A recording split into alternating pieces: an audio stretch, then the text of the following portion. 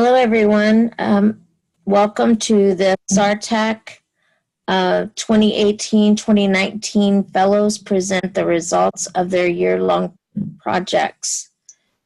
Our presenters today will be Nicole LeBlanc, Kelsey Kelly, and Kevin Greenstein, and their host organizations. Next slide, please.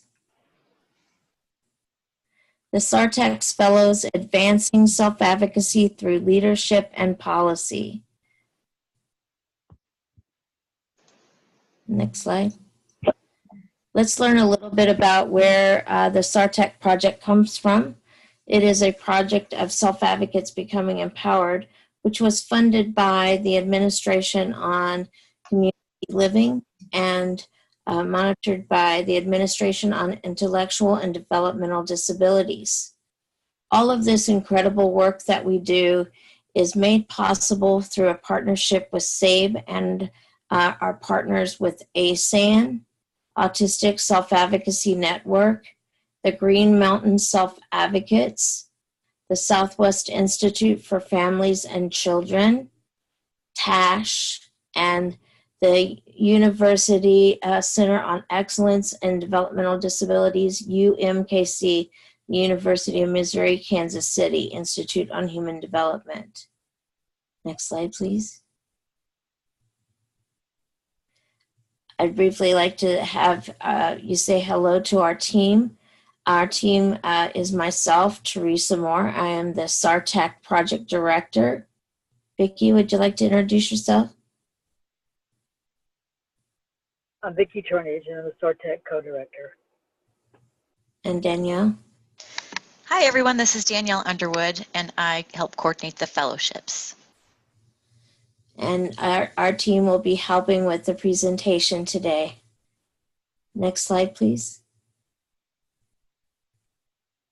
The purpose of the project is to strengthen the self-advocacy movement. We do this in a variety of ways. We have a website of resources that was created by self-advocates for self-advocacy groups. We create tools that self-advocates tell us that they need.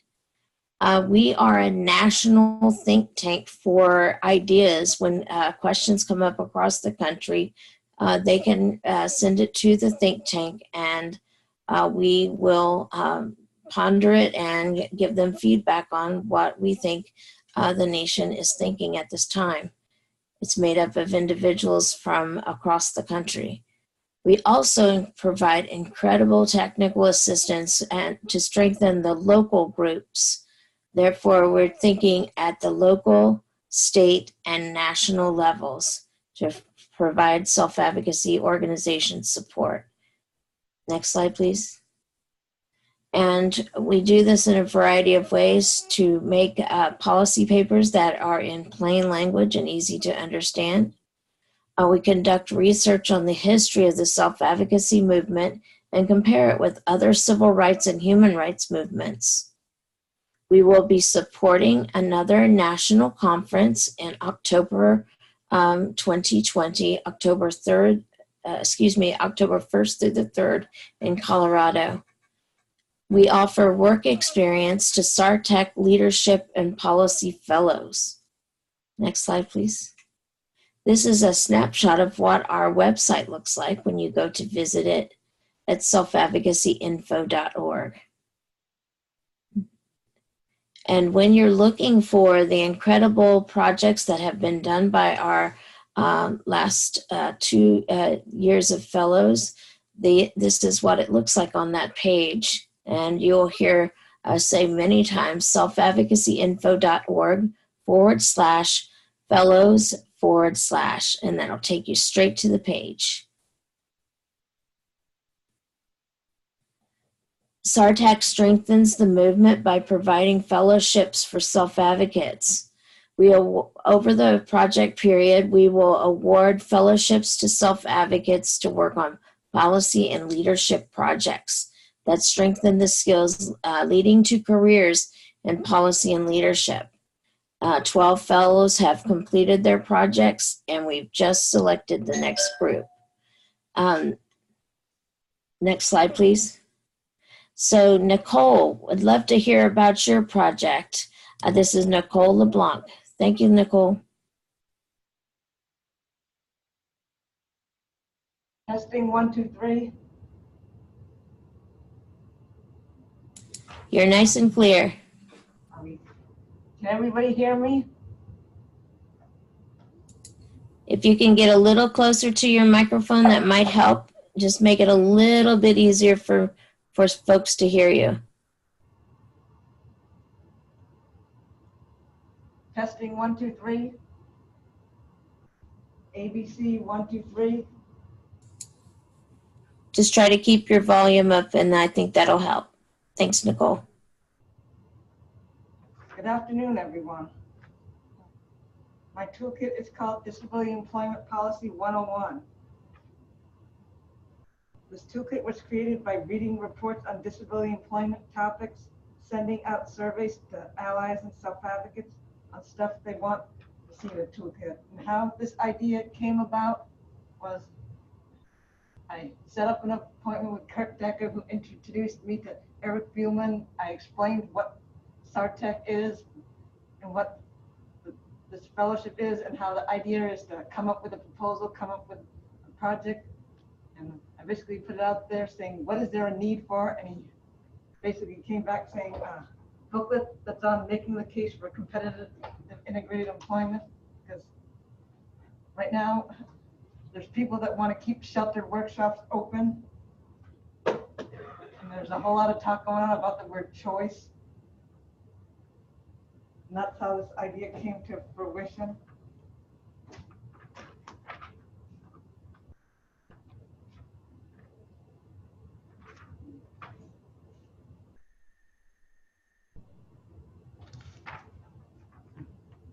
And it provides stuff to have people help make the case for real jobs for real pay at state, local, national level. And real jobs for real pay is the easier way of saying competitive integrated employment.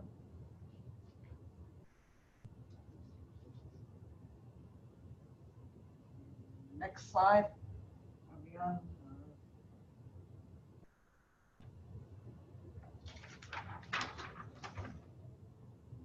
So how did you plan to reach your goal? I conducted lots of research by searching the web for studies on various disability employment issues, shelter workshops, sub-minimum wage, barriers, laws, and policy gains that have been made over the years, starting back when Fair Labor Standards Act instituted 14C, which allows for paying sub-minimum wage. I also created and developed a survey monkey that was sent out to allies and everyone in the community. I collected stories from self-advocates and other people with disabilities on employment to both be used in this toolkit and to be used for NDEAM, which is National Disability Employment Awareness Month that takes place every October. Next slide.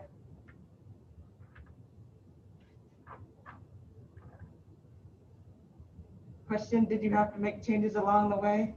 Well, I had to rewrite sections to make them more plain English. This is quite a challenging topic to write plain English. Content-wise, yes, it covers hot topics that are currently happening in our movement today.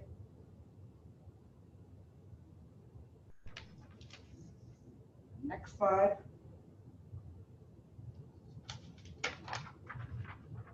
Question, did the project come together the way you thought it would in the end? Yes, it did.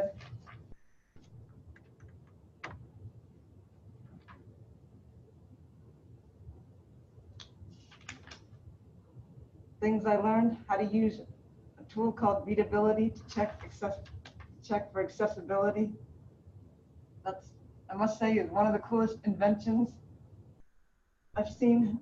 Now, if we could just figure out a way to develop a tool like that to make it so it doesn't look at certain words like the word disability, which is what it flags as being inaccessible, even though it's common language to all of us. I also looked at the history of disability employment, sheltered workshops, gained more experience doing Hill visits, and learned how to use alt text in a document.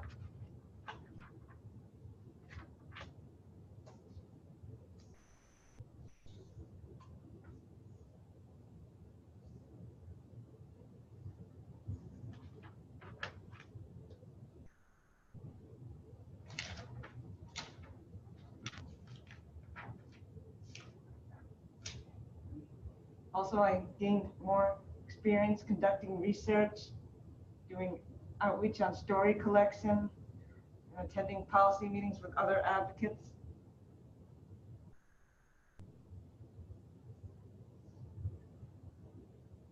Next slide.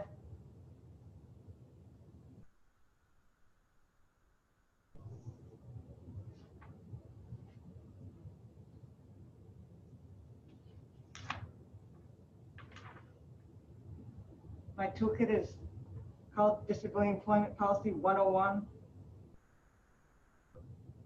I basically researched topics and sent out surveys for allies.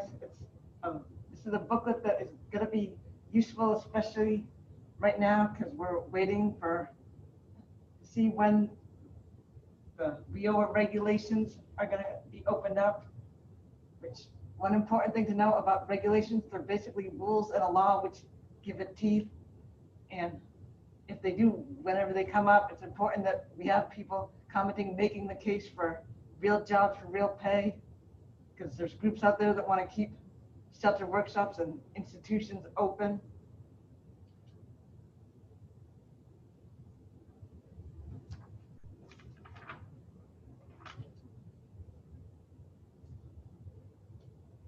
Next.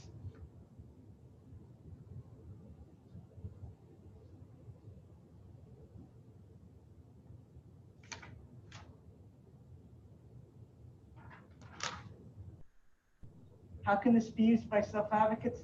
This toolkit can be used to advocate at the state, local, and federal level for policies that support real jobs for real pay. It also has ideas to eliminate barriers to employment.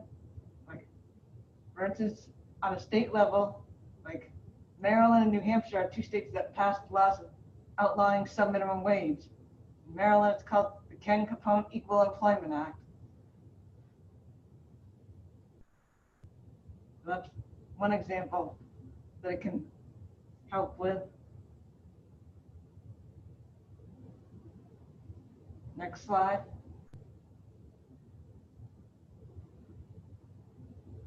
What did this project teach you about leadership?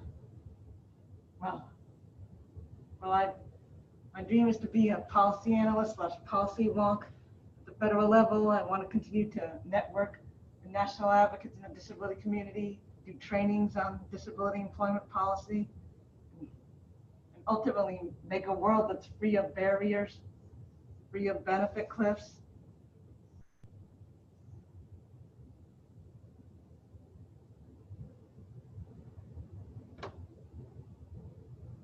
And Consult, provide trainings nationally. If anybody wants trainings on this subject or on legislative advocacy, my consulting rate is $750 a day plus expenses. Next slide.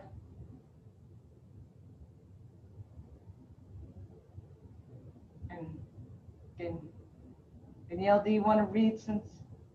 Sure, I can do that for you. So what was the role of the host in Nicole's project? So NDRN supplied office space, computers, phones, and experience and knowledge of the NDRN staff on employment issues for Nicole to use in creating her booklet.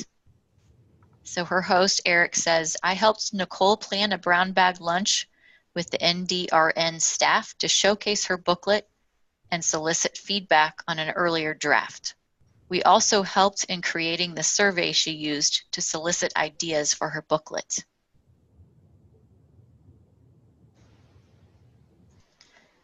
So what did the host learn through this, being a host for a SARTEC fellowship?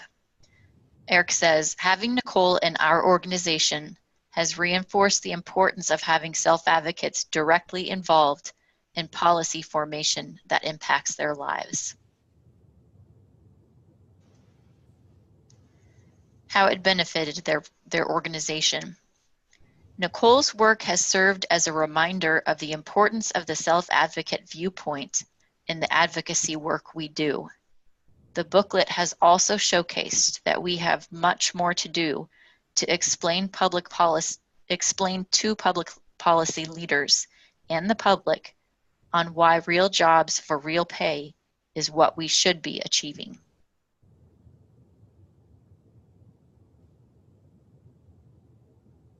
And when asked how they have, as a host, helped the fellow make plans or talk about employment after the fellowship is done, Eric says, Nicole has interviewed for 2 positions here at NDRN. She did not make the second round of interviews for the first position. And as of this moment, the decision on candidates for the second interviews for the second position have not been finalized.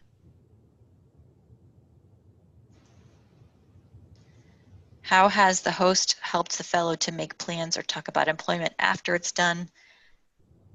We have spent time during her fellowship talking about her goals for a policy position in a national organization and different ways to achieve that goal. The fellowship has given Nicole more experience that she can reference when applying for jobs to achieve her goal. We have also talked through her cover letter and ideas to highlight her experience.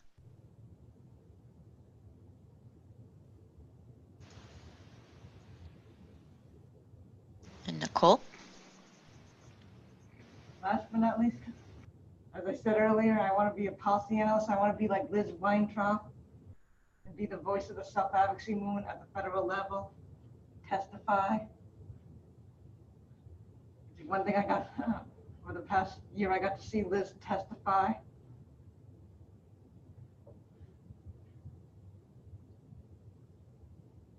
And be the voice and be the person the whole self-advocacy world can go to.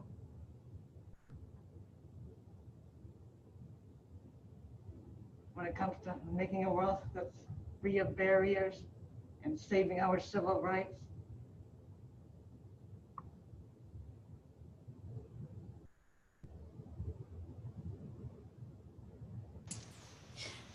You're looking at the pages of the SARTech website and spotlighting Nicole's toolkit that she made. You can find it there. There's a lot of helpful information that self-advocates can use to help them have discussions with their group about what's important to them about employment, and talk about the barriers of things that are getting in their way and possible solutions to getting through those barriers. As Nicole said, one of the things that the project looks at is employment for her future and making the most of the experience. And that's what we talk to all the fellows about. The project should always be something that you're passionate about, and it should be something that works towards an employment goal that you have, and a project that benefits your host and also introduces you to them in maybe a new way. Maybe you've been a volunteer and now it's time for them to look at you as a potential employee, or to have them help other organizations look at you as potential employees.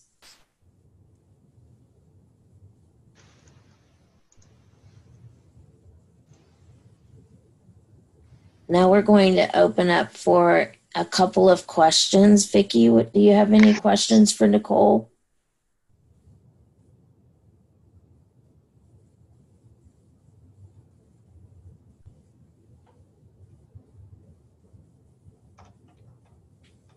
I'm sorry, y'all, I had to unmute myself. There is one question for Nicole. My question for Nicole is with the new transformative legislation to competitive employment that Senator Casey has put forward. Liz is asking that question. If you could unmute Liz, and maybe Liz can ask the question. I couldn't write very fast. I'm sorry. My question is, and maybe it's not a question, but just a comment. I know that the Casey staff Michael McCormick and his office, Senator Casey office is looking for stories of self-advocates who were in workshops and got out of workshops to share their stories about how they did that. That would be really helpful to the KC staff. So your comment is that Senator Casey is looking for stories of people who got out of workshops and are now working competitively? Yes.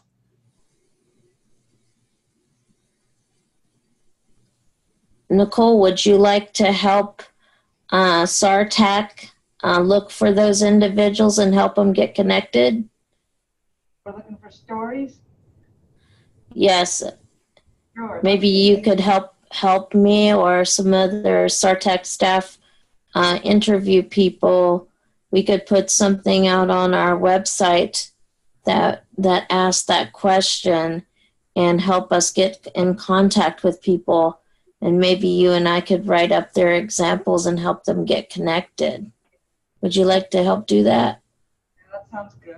And I don't know when they need, when Senator Casey's staff needs it by. I just talked to Michael McCormick in his office, and there's no hearing or no vote happening as of right now, but I know that they're looking for stories. And maybe a really good opportunity for some stories would be at the Disability Policy Seminar week after next. Might be a way to, maybe Nicole could, be at the SARTAC table and collect some stories. I think we could do up a table topic poster. Maybe do that like we did and put that up and see if people would approach the table. Nicole, would you like to do that for a couple of hours during the policy seminar?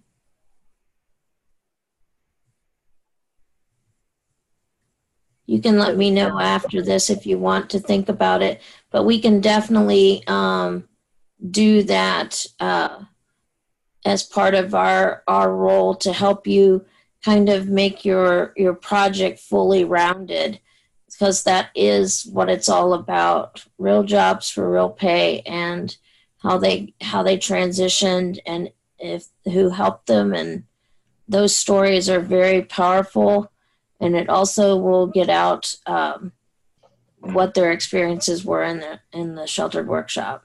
So we have one more question, Teresa. Sure. I think Nicole's already actually answered it in the chat box. But there's a question from Kevin and Bridget about wanting to know what was the best part of completing your project, Nicole.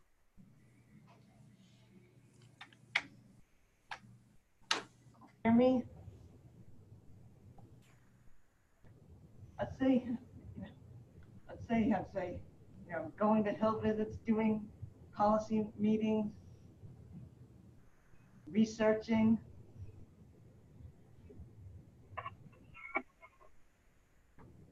Plus, this department is a department where there's always something to do. I'm somebody who works at a fast pace, so one thing that makes this department ideal. Policy works at a fast pace. Is that what you said? I left, you said Worcester? Oh, that was one of my friends. I wanted to make sure I heard you. Yeah. I think. Is there somebody trying to ask something, Vicki? I think that we probably ought to mute everybody again. I think that's what's happening. Okay, we're picking up some background. Thank you so much, Nicole. And we will have time for more questions for Nicole. If you think of something, just type it in the chat box. And the more time we have at the end, the more questions we'll get to. So you can keep thinking of those and enter them into the chat box. Next, we're going to hear from Kelsey Cowley from Avon, Indiana. Kelsey, tell us about your project through the next few questions. Thank you. My project is about starting the conversation about addressing sexual violence within the disability community through advocacy, education, and system change. My goal was to bring attention to the issues of sexual violence, raising awareness about the issues in the state, educating self-advocates about their rights, looking at state and organizational policies, creating a toolkit to help other self-advocates address these issues in their own communities. How did I plan to reach my goal? How did I reach my goal? Was I researched a lot of the issues. I helped form a statewide task force. Found out what people wanted to know, and found out what policies agencies had in place. Talked to providers and DSPs. Did I have to make changes along the way?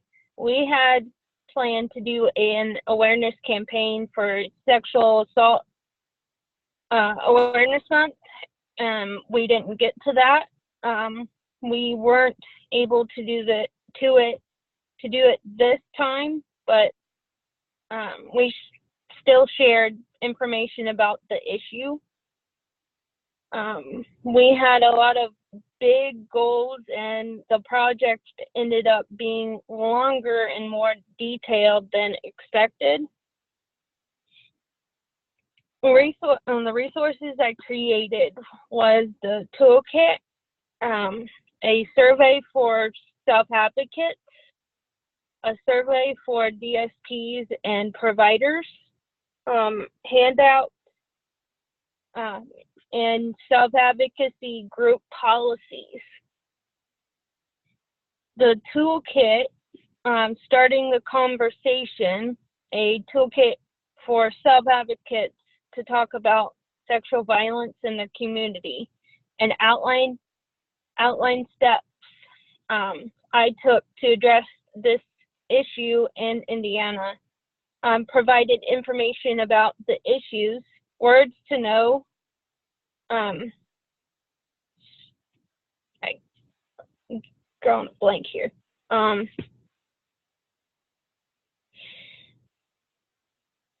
drawing a blank. Sorry, my brain is. Strategies? No. I don't know that word. I'm drawing a blank here. Statistics and research? Yeah, thank you. Just statistics and research. How to start a statewide abuse prevention task force and find providers. Surveys. Survey for self-advocates. Found out what people with disabilities already know and wanted, what they want to learn about what to learn about sexuality, relationships, and sexual violence. A survey for DSPs and providers.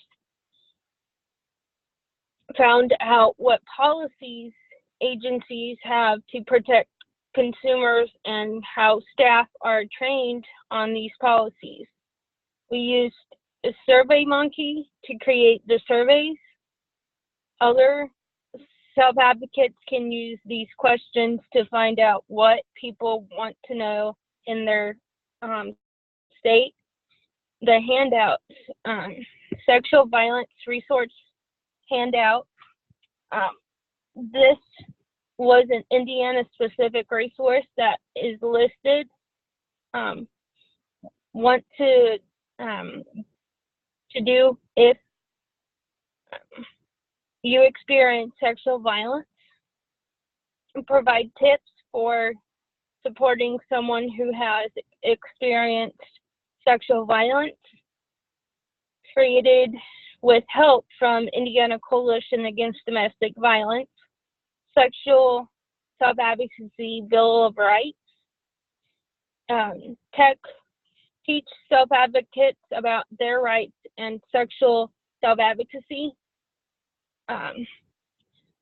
board member values statements, self-advocacy organizational values statements, an agreement that outlines how our self-advocacy group wants to work together to make sure everyone is safe and happy. Our board members must agree to the value statement before beginning their term.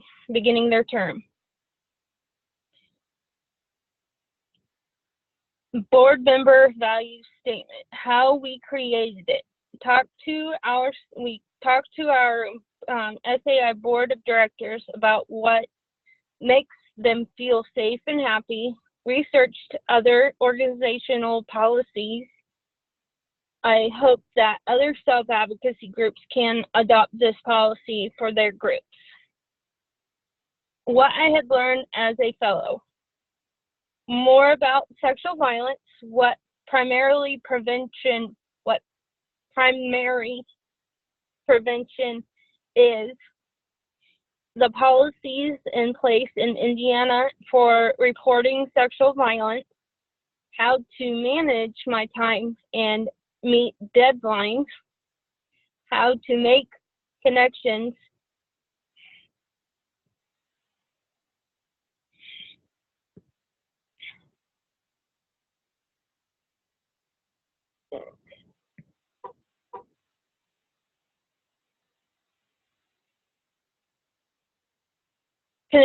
with other groups that care about the same issue.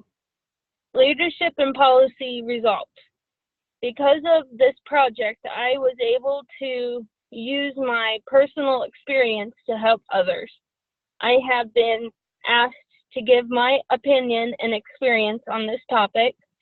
I am now part of the statewide abuse prevention task force. SAI has a formal policy protecting our members from sexual violence. What was the role of the host, Amanda? Hi, my name is Amanda Circle, and I am the administrator for Self Advocates of Indiana. So I kind of assist with our state self advocacy group, and so we were Kelsey's host. And so our role, we provided office space for Kelsey to use. Kelsey and I worked pretty closely because a lot of what Kelsey was doing was stuff that we were trying to work on as well as an organizational standpoint. So we went to a lot of the same, the task force meetings together. And so a lot of her research and information that she gained really assisted in some of the efforts that we're trying to do on this issue as well. So kind of worked hand in hand with each other on this. So I provided assistance on various things throughout the project. We asked Kelsey to help us with a project that we're working on to provide sexuality education to some of our members. And so Kelsey's been really helpful with being kind of consultant on that and giving us feedback because it just fits so well with her project. we had her come, our board had her come and speak to them at our last board meeting. Well, it was, I guess, our December board meeting, and she got some input from them there. And she also had a booth at our annual conference where she passed out some of the handouts and information, and the links to take the surveys that she took, or that she created. So that was some of the ways that we kind of work together. As the host, again, because we were also so interested in this issue, I feel like I learned a lot. As an organization, we learned a lot about how to really make sure that we're protecting individuals who are involved in our organization by just putting policies in place. And so with Kelsey's help and her kind of expertise, we developed a policy. We call it a value statement just because calling it code of conduct seems very formal, but just a value statement that as a board was adopted this in March by our full board, and basically includes overall overall guidelines to just treating each other with respect, but it also specifically talks about sexual violence and a kind of a zero tolerance for any type of sexual violence within our organization. So I think Kelsey I think it's super important that we now have that in our organizational policies.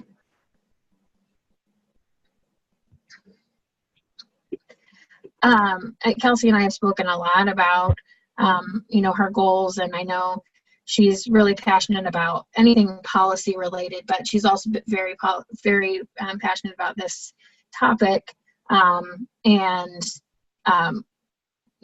had been even before this whole thing came up. And so that was we thought it was a great opportunity for her to be involved at a higher level. And so one of the connections is that, and I don't want to spoil it for Kelsey's next slide, but we had already been working with an organization called Indiana Coalition Against Domestic Violence.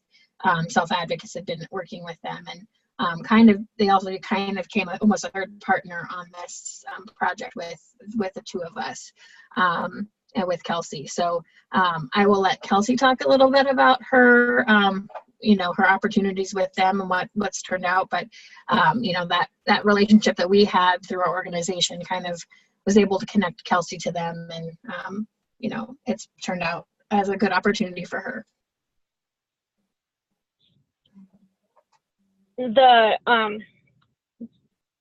With both of our connections that we have with Indiana Coalition Against Domestic Violence, I was able to get hired on as a consultant through Indiana Coalition Against Domestic Violence. I would the employment results. So basically, it's fairly fresh with the consulting piece at Indiana Coalition Against Domestic Violence, but I know I want to continue to advocate for others and do it professionally.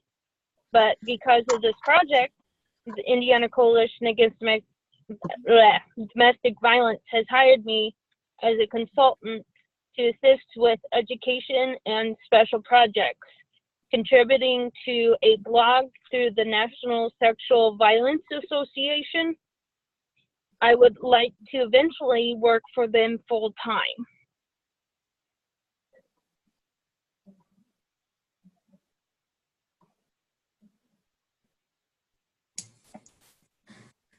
This is Teresa.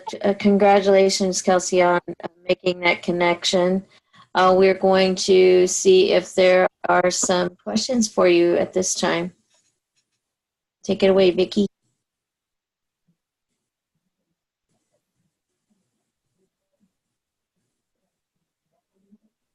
Okay. Let's see.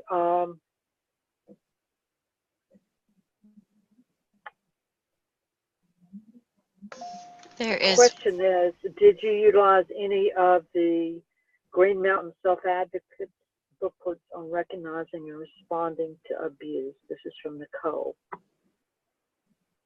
Yes, we did. We actually, that's actually how we started our healthy sexuality training that I'm part of.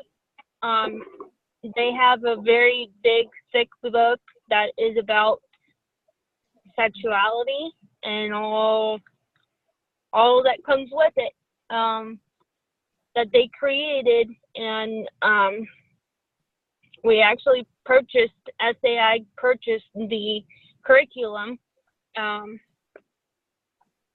and we're in the middle of like continuing the training, so we should be ready to go and be able to train people. Go to talk to self-advocate groups about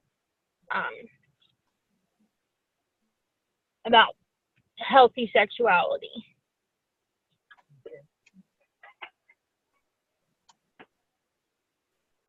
Nicole's statement was GMSA has some of the best tools in the country, which is so true. So. Yeah. Yeah, we found their stuff really helpful. That specific one, the recognizing and responding to abuse, had a lot of really good definitions, easily explained, which we thought was really helpful.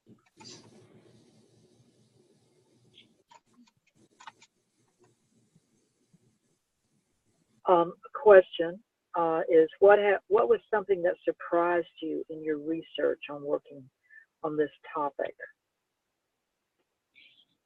The percentage of abuse when it comes to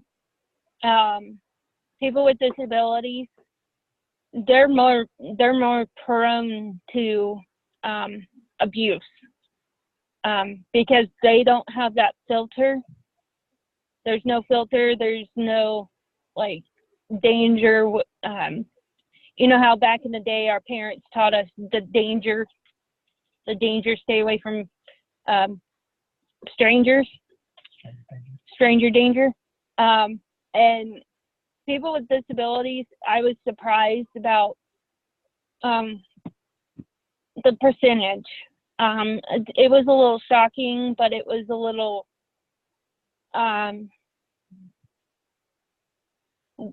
something that we needed to fix, because that's not how we as an advocate need us to be viewed as. We get the wrong point of views thrown at us, and most of the time it's for the wrong reason.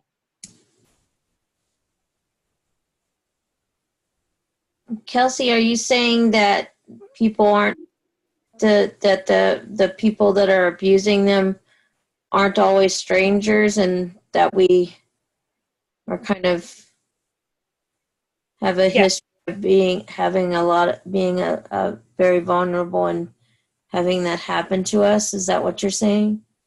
Yeah. Like I'm going to use me as an example, and I was abused by my father, and he was a family member. So there was no warning signs, nothing. But that's one thing that people with disabilities can't see or can't read when you're pretty vulnerable and you don't know the warning signs.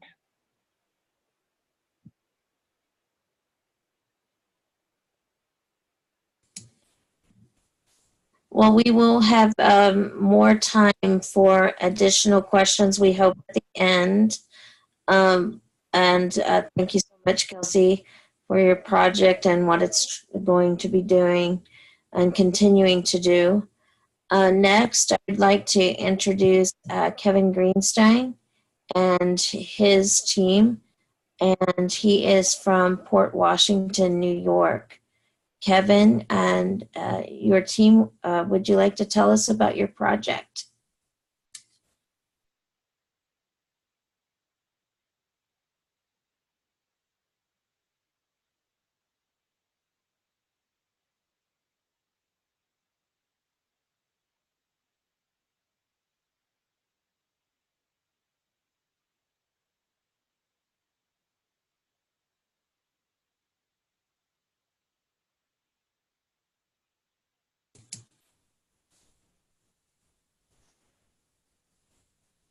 Danielle, are we experiencing an audio difficulty?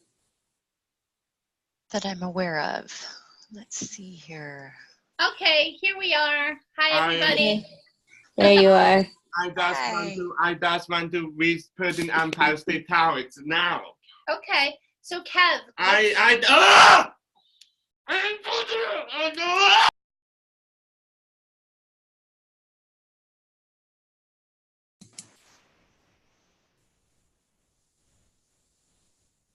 It's okay, Kevin. We know that this is sometimes a little stressful to present.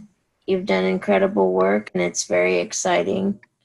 And it's distracting sometimes to have to present about it at the end.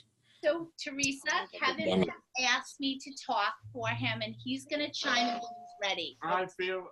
Okay, great. Thank you, Bridget. I just want to talk about how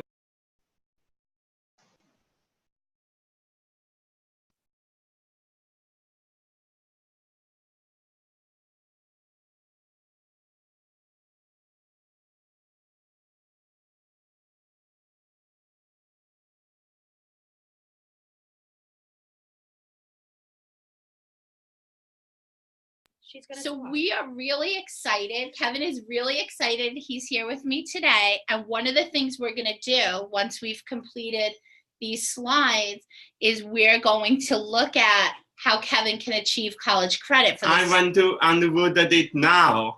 So Kevin's really excited about that part. Underwood it now and that after slides and wood it now.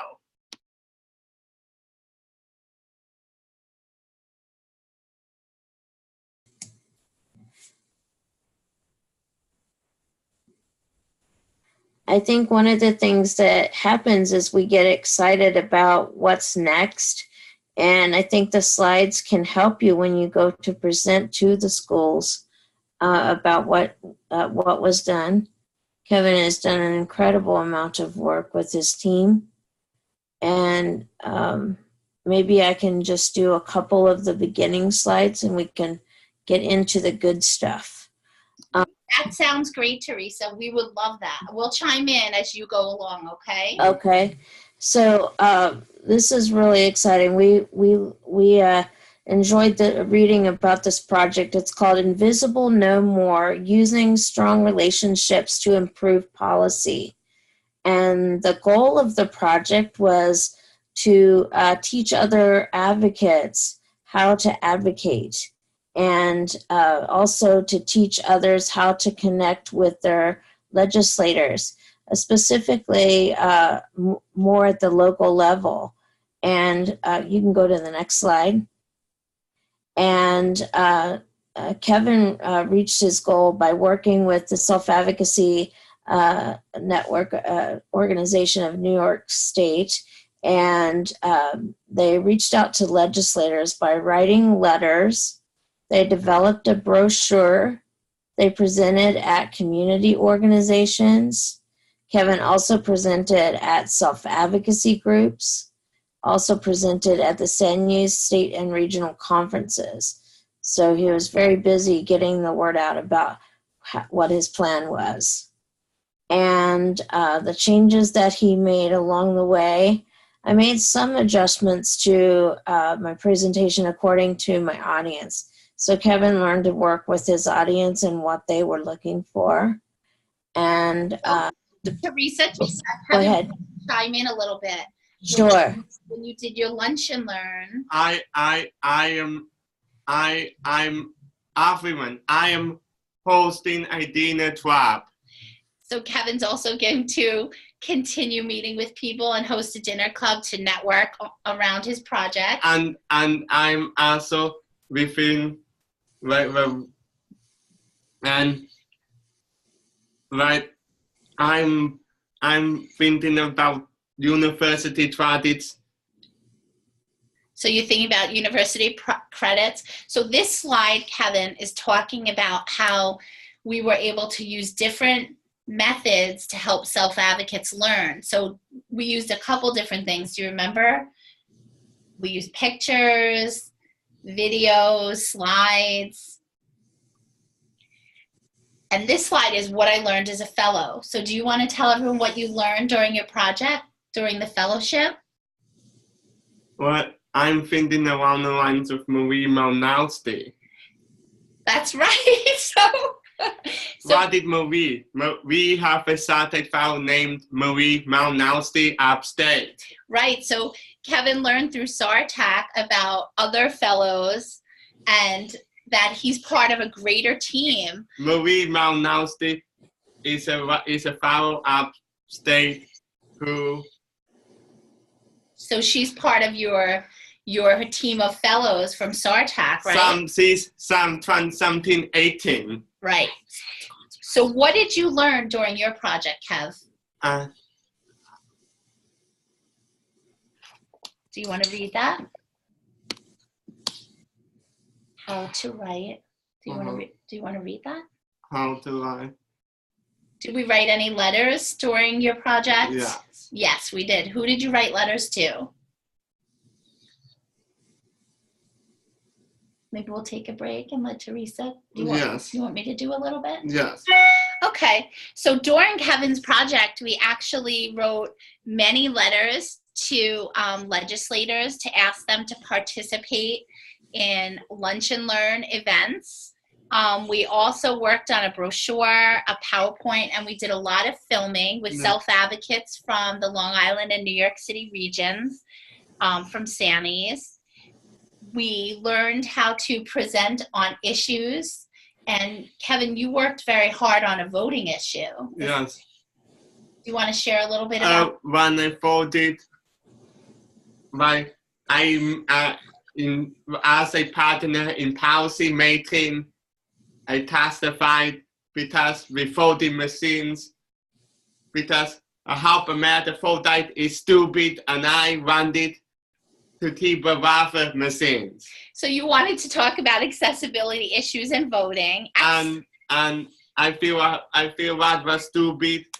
I really wanted to keep rather voting machines, and I didn't want them discontinued as a partner in policy making. Right. So part of what Kevin used as an example for legislative advocacy is how he worked on voting issues around accessibility. Yes, as a partner in policy making, class of 2012. So Kevin, it also said, so let's see what the next slide says. I'm thinking about partners in policy making. In terms, because that.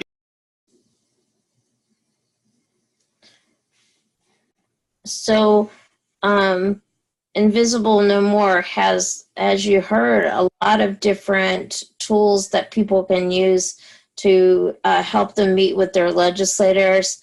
It has the PowerPoints, the brochures, lots of video clips that they letters to legislators, and there's an example in later. Kevin also made sure that they received a thank you letter after they participated.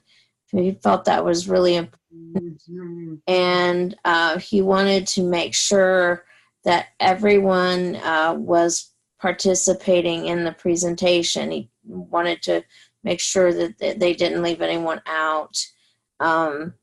And so they talked about using the pictures and large print and trying to make as many accommodations with their materials as they could. Next slide, please. So Teresa, Kevin wanted me to mention to you guys that one of the exciting things that he did with the project was through Kevin's advocacy and letter writing, he was able to have real policymakers come out to lunch and learns to have mock meetings with self-advocates in New York State. Right. Was our New State South Africa and then was Intrusion International. I found something else about Empower Us and Intrusion International, the international stuff that's going around. Right. And international disagreements. And then right in New York City, we have the United Nations, which is the biggest legislators of all. And so SARTAC is part of South African is like the same thing as Empower Us. So we're looking at, so Teresa changed the slide on us. So we're looking at the product number 1 on the SARTAC website. And what is this booklet that we created, Kev? What's that booklet? Do's and don'ts. The do's and don'ts. And it's the do's of don'ts of what? Of self-advocacy. Of self-advocacy. And how to talk to who? How to. Do you want to read each one? How to talk to your legislators. How to talk to your legislators. Right, I'm thinking more around the lines of global stuff because of what's happening in the world these days with Trump. Right. So what you did was you taught self-advocates how to do this. So now next is global. So Teresa, Kevin's saying that next he's going global. He's gone national with this and he wants to go. And state before. And state before he wants to go global. So this is a picture of a booklet that Kevin designed. There are a lot of pictures in it. There are some do's and don'ts to meeting policymakers. There is some mock letters in there, a table of contents that advocates can use to take with them or practice with their self-advocacy groups in preparation for legislative meetings. Yes, this year, we support our young adults. I've been to a legislative day. So you went to a lot of legislative days, right, Kev? Yes. So should we see what the next slide is? Yes. Okay. I feel like support our young adults. Not is a parent organization, like parent to parent. Is for parents of people with disabilities, tons of children with disabilities. I think that you are showing and telling us about many things about your personality, which is you know how to connect with different groups, different people, and talk about things that are important to young people with disabilities, and I think that's awesome.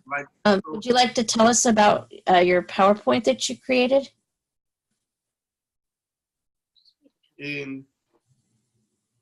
Some people prefer to have a visual for when attending a presentation. A vivid powerful types of size is still in 3 folders where tably selected to ensure our abilities can participate in the presentation. Nice. So you want to ask next slide? Next slide. Great. The fields were used to announce upcoming presentations. Fields of presentations were made in person and field representation of a convenience. Fields are 12,000 for deaf people can participate in the presentation.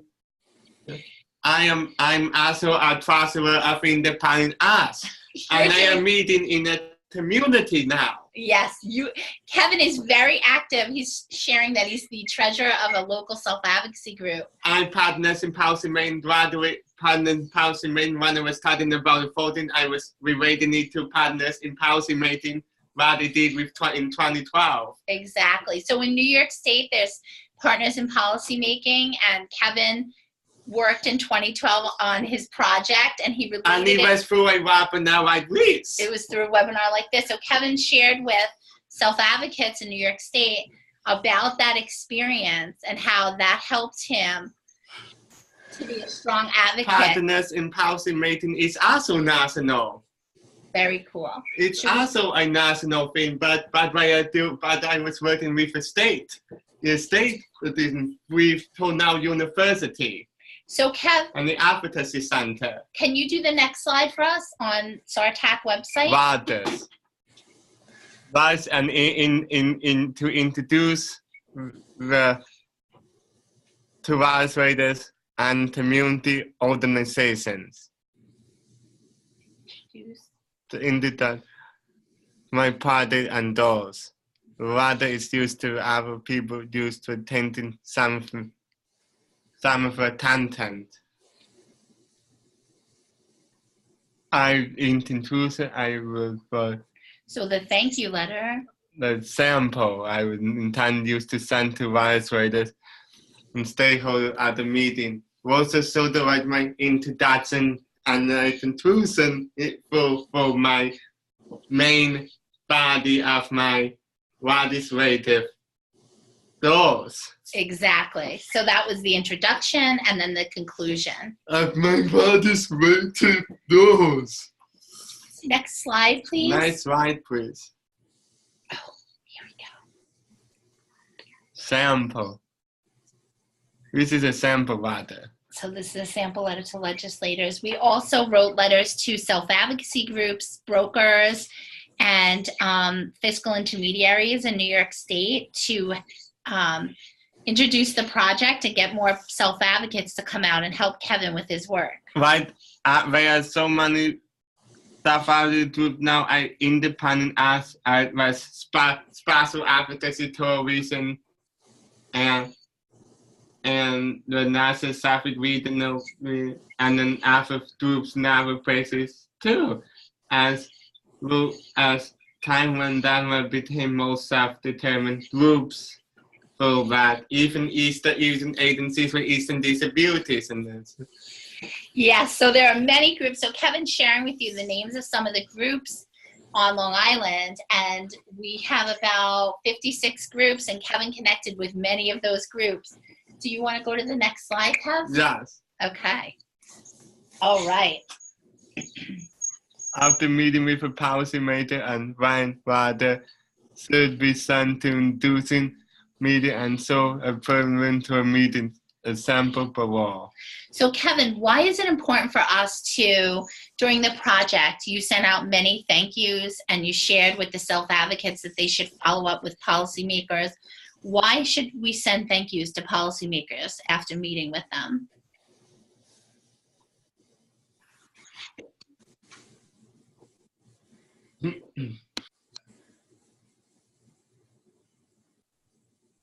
Yes. Want to tell them? Yeah. They remember me and would tell me what I want. They remember, right? So they remember you and the topics that you're advocating for, right? You're doing great, Kev. And then if this idea came through a open society grant. Right. So Kevin first applied for an open society grant, and it was declined. But then he went for SARTAC, and then he was also declined. But then you went for another round of SARTAC. Because Marie Malnowski had a more good idea. Right? And then you got it next year, right? Yes, and then my idea was declined because I was unbelievable.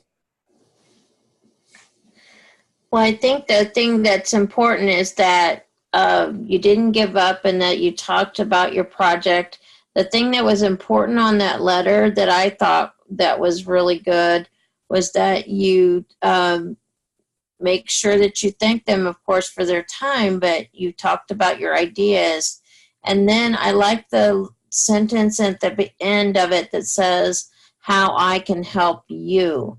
And I think that when you talk, Kevin, about your work, it's how I can help you too. And I think that that's a really good thing to remember, because sometimes we're asking a lot, but we're not reminding them that we can help them achieve the goals that they have too, if it's one of our goals also. So I like that sentence at the end. And made sure that it was nice and clear what you're saying, that I can help you too, because we agree on these things. So let's go ahead and go to the next slide. Next slide, please. Would you like to tell us about the results of the project for you, Kevin? I want Teresa to read it. Would you like me to help you read some of these things that you thought about? Yes. Okay. So because of the project, I want to connect with more legislators.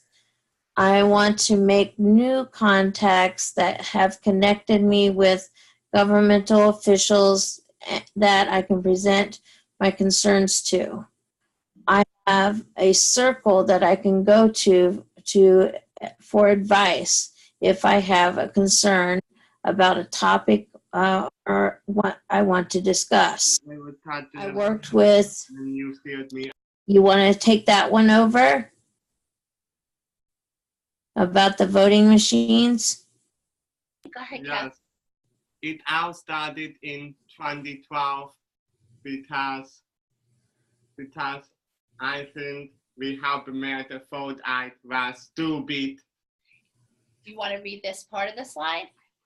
I making voting machines more accessible because so many people like myself couldn't fill out the ballot manually. I feel that take manual ballots are like old school. Right. So you started your advocacy then, and you decided that you wanted to make sure other people who have different challenges and needs could speak up to legislators. I really feel that manual ballots are old school, and I feel like I really like love reliever machines, and I didn't want to throw them out. Right. So do you want to see what's on the next slide, Kev? Yes. Okay. Oh my goodness, this is my favorite slide. Kevin, what is going on here in this slide? After in 2012, I was we testified, and then testimony about the sewing machines too. But we're gonna fast forward. And then 7 years since without Harvard and stuff, since Harvard was stupid, I decided to speed the process conference because I feel they really didn't write the new voting machine regulations. Right. So, but Kev, the cool thing about this slide is Kevin is there with many policymakers. He was invited to speak at this press conference and to talk again about voting and accessibility rights. And I said that early voting will help.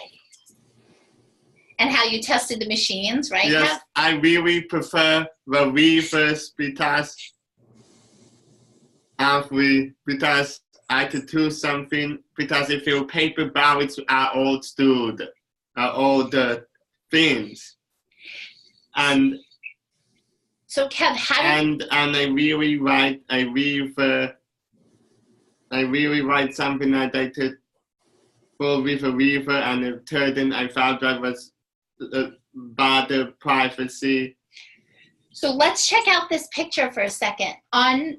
I saw on the SOAR-TAC fellow page that your video is there, and everyone can click on and actually see Kevin reading his speech on the SOAR-TAC fellow resource. My speech is about how we can improve voting, and we should have early voting. So through your project, is that how you met these policymakers? Yes. Early voting is. Okay, so should we go to the next slide, Kev? Yes.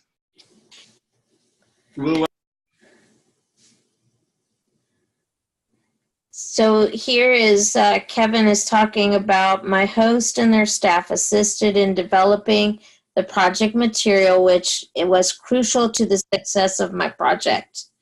And a favorite saying is, remember that you have within you the strength, the patience, and the passion to reach for the stars to change the world. Harriet Tubman. Nice. What's inspirational? Harriet Tubman. What?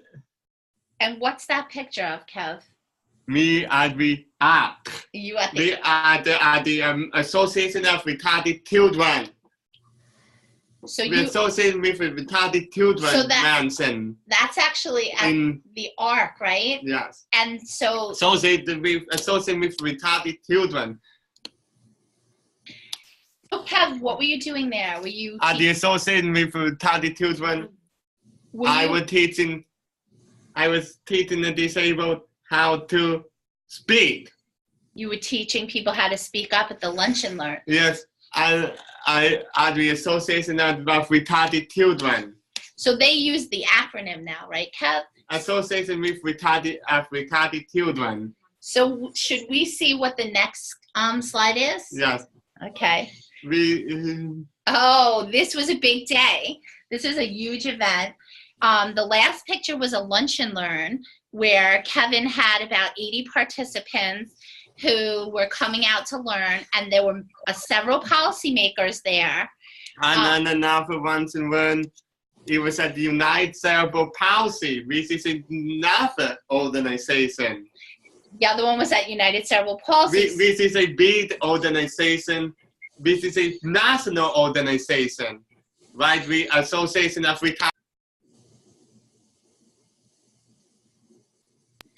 So Kev, on this day at Kevin's Lunch and Learn, Toni Kessel was there, and she's the legislative aide for DeRidge Whitman in Nassau, which is Kevin's district. And they presented Kevin with a citation for his hard work, which was really exciting. 80 self-advocates at that event were able to work with policymakers and learn how to speak up for themselves and actually do mock interviews and mock meetings with policymakers. So should we go to the next slide, Kev? Yes. So let's ask. I interviewed the youngest translator, that's Robertson. Cool. Oh, so what is this? What's happening here?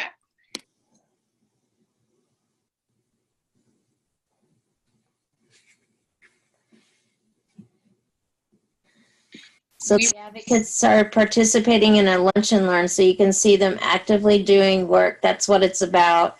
You're having, in a relaxed way, training and information going back and forth between the policymakers and the self-advocates, working together on issues and talking about what's important to them. And so this is an example of one of those events. Next slide, please. And here is about the host. The host, you want to take over, Bridget? Sure. Kevin just told, I said to Kevin, should I share about this? Yes. So at Sandy's, Kevin worked with a team of self-advocates and myself in the Long Island region. We would have bi-weekly meetings. In the beginning, we worked on checklists with Kevin to keep the project on track. We supported seeking out venues and helping with mailers. And Kevin, every step of the way, we did it together, right, Kev? Yes. Do you want to share the names of the South-African Association of New York State started in 1986. So by Bernardo in the New York City apartment complex. Right. So we're gonna say a shout out to the staff from Sandy's Long Island, Marisol, Beverly, Jessica, all Don, Terry and Twin. All helped. Terry and Twin. Don't forget her. Yes, and Kerry, who was previously here, helped us do some mailings to brokers. And our previous.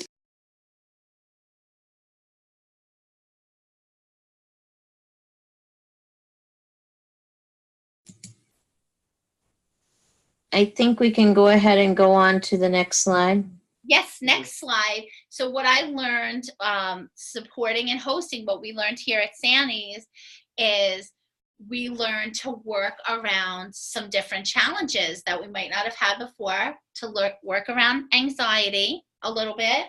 We learned how to make documents more accessible for different groups of people and help people with different learning strategies. Kevin was always enthusiastic about his project and didn't give up right until the end. I also became my candidate. I also ran for a self-advocate, become empowered alternate and suffered so new state board member. You did. And self-advocate of a year. So what we learned the most was that Kevin had lots of enthusiasm and passion, and we were I even ran, and even though I didn't want me, Ray said, "Hey Kev, look at this. It's my turn. I'm the host." What did we learn? What did we learn working together, Kev? What did we learn together? We learned that even if you wanted me, even if we felt like giving up sometimes, we were going to push through, right? Yes, I pushed through even running for candidacy. Exactly. Okay, next slide, please. Okay, so Kevin, finally, all day, all night, this is what Kevin really wanted to talk about. So Kevin developed a tremendous amount of products and letters and checklists and things that would help other people who come after Kevin to do the project, even if they're having some challenges. So with all of the things Kevin developed, he asked me that his dream is to achieve college credit with his projects. So we talked about, after this, one of the things we'll be doing is supporting Kevin to research how to achieve college credit for the work he has done and how to put that in a package to one of the SUNY schools here in New York State. CUNY. Or CUNY schools here in New York State. SUNY or private, right? I'm enrolled in CUNY. The other thing we're going to help Kevin do, aside his research how to do that, is to help him continue to present lunch and learns and write an RFP for the statewide Sandy's conference. A national conference. To present a workshop called Lunch and Learn with Kevin. So that's it. Any questions for us? I think. Our employment goals. We skipped one, Kev. Do you want to read these? What do a project teach you how to do with you develop into a career? Because of this project, I know what is my self-advocacy reason intent to center experiences to achieve target project. Apply for internships and continue presenting on how to speed up the policy makers. My whole spiritual hour of Sandy's of Round Island will help you research how to obtain target projects. Awesome. The South of New York State, Round Island. I'm taking you by the bad story because I'm telling out of the previous staff, Terry and Twin, Barbary, Mass of DBS, Terry and Twin, Terry and Bird, and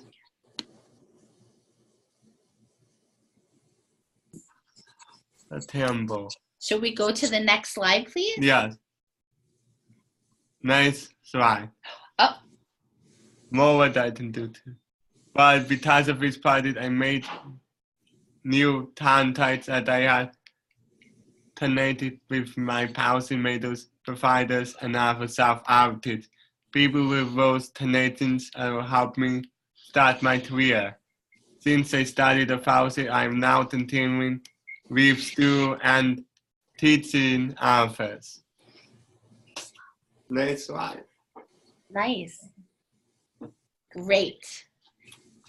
So here's your chance to ask Kevin questions. Do we have a couple of questions for Kevin? The questions we have people are wondering if Kevin has, he said he was in college. Is he in Think College, or he talk a little bit more about what type of college classes he might be engaged in right now? This is a good one, Well, Kev. I told this a master. I had this master under my belt. I told reading, writing, arithmetic, biology, health, herbs. Which college are you in? Swimming. Which college, Kev? At the city, I'm enrolled in a city University of New York. University of New York. Awesome. Established 1847. Great. And I had taught a few different classes over the years. Nice. I'm also interested. I also found other programs and within different campuses, by community mentoring associates, by the players ended up being and now I found part of the behavioral support community foundation had a program and a campus too at the time, at least for this semester. Awesome. And different campuses. And campuses that were in NASA.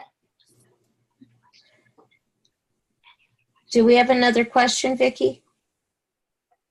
There's not really another question. I think there's been some comments that there are lots of schools that do give credit for prior learning experiences. And I'm sure that Bridget and Kevin will be looking into that. And then one of the next question we have for you, Kevin, is what thing surprised you the most in your project? Oh, you have a question. What thing surprised you the most in your project? Having an incomplete in biology.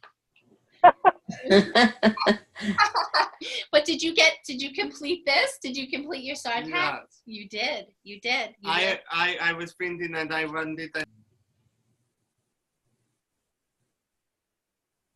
So you did complete the project.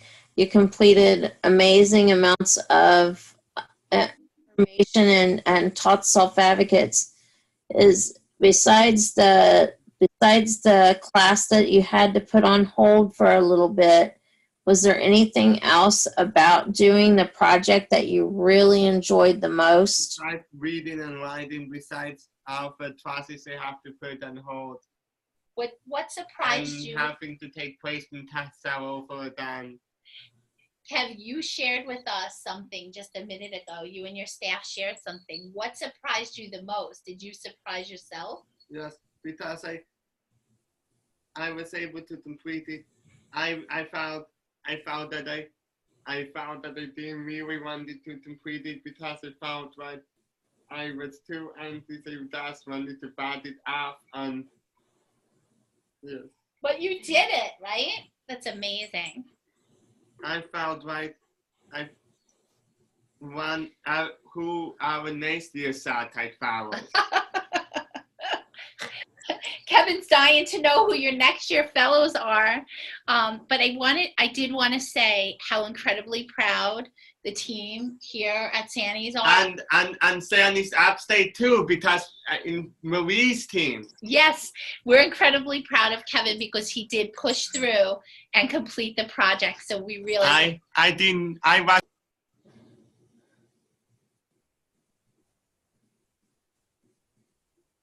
So, Kevin, you did it. You did amazing amounts of work, and you were a great model about how when you have a passion for something, you can take that passion, translate it into work, right? You translated it into a project, into work, and made it happen. And it was your vision and your dream. So that's what's really powerful about this, is that it was what you wanted to do, and you wanted to do it for a long time. And it starts with laying the foundation of leadership experience and things like that. Are there any last minute comments for any of our other panel members, Vicki? Just the comments that everybody has done an awesome job. And that Nicole's always available to talk about her project, as well as to offer, you know, any support for Kevin in terms of talking with her about college credit and those types of things. Some really great comments about, you know, how well everybody has done. And great presentation, Kevin and everybody. Yes, and Kelsey, the same for with her, what she learned, and make sure that you do check out all of the new products that all of the fellows made. We had 3 present yesterday on their projects, and so individuals continue to be creative and host. We continue to support them on what they want to accomplish. Here we're showing you the website of some of the fellows that you may or may not heard yesterday, but their resources are easy to find by a simple click.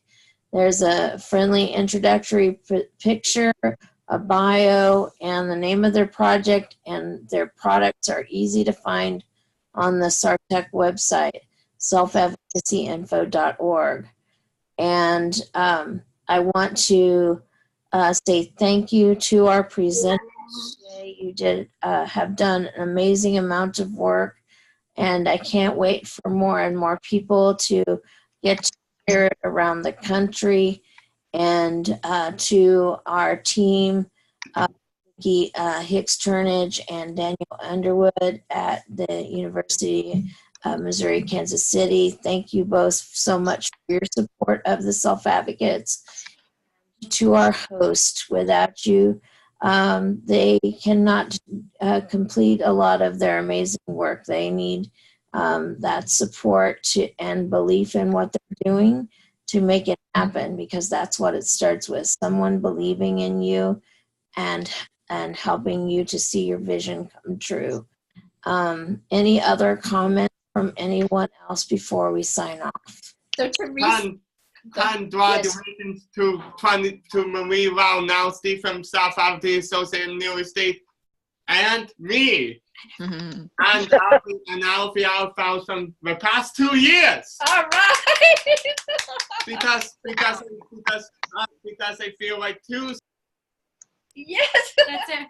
2. Yes. Me and Marie are in the Alpha side of the state. Yes. Congratulations, everybody, from Kevin and all of us at Sanny's. So this is Danielle Underwood. I just wanted to let everyone know to stay tuned. We will be coming out with our announcement of our new group of fellows very soon, hopefully within the next week. So we will be putting that out through our SARTAC communication channel. So look and see who won this year's awards. We're very excited to introduce them to you. And also wanted to remind you that the next time we will be open for new applications will be late this fall. So you can always keep an eye on the SARTAC website and our social media. We communicate through Facebook and some different channels. If you guys can help spread the word when you see that come out. We are always looking for creative ideas, new and interesting ideas, policy and leadership focused for self-advocates who have a passion and they want to make it a reality. So thank you so much for joining us today. Thank you, everyone, and have a wonderful afternoon.